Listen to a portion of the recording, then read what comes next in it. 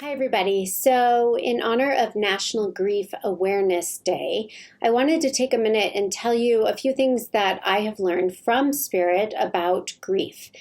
Grief is a very personal experience to each of us. And what spirits have told me is that there's no right or wrong way to grieve. There's no right or wrong amount of time that one may take to grieve. It's really each person's own journey. And it's not for us to judge what that looks like.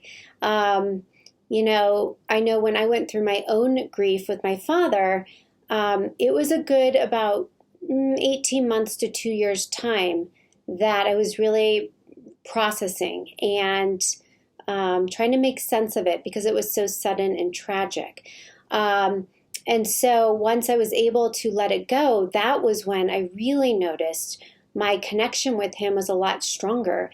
And the reason for that is once we are able to transcend the heavy, negative, sad feelings, we raise our vibration. And when our vibe is high, we're a match to spirit energy, right? Spirit energy vibrates at this very high frequency. And so spirit's greatest wish is for us to be real about our feelings, process and work through that grief, whatever that looks like for us. And then with the intention to let it go, be able to move forward with our lives, celebrate their memory, and make an effort to keep our vibe high enough so that we are able to maintain that relationship with their spirit energy.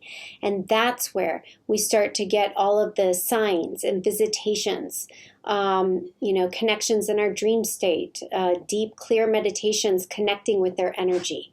So if there is an incentive to get through the grief, I would say that would be it. And the last thing I just wanted to share is, how you choose to work through your grief.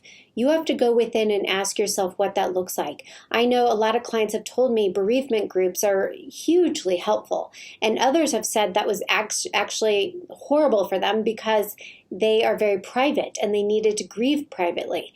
And so, some of us, we're all wired differently. Some of us are extroverts, some of us are introverts, and how we connect is going to look different. So don't feel like you need to do it someone else's way.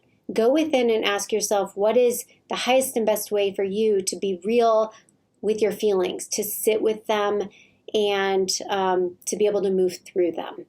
Okay, so I am thinking of all of you who are grieving someone right now at this time, and I want to remind you that those loved ones are very much aware of your feelings and what you're going through, and they want nothing more for you than to be able to feel their loving eternal presence with you.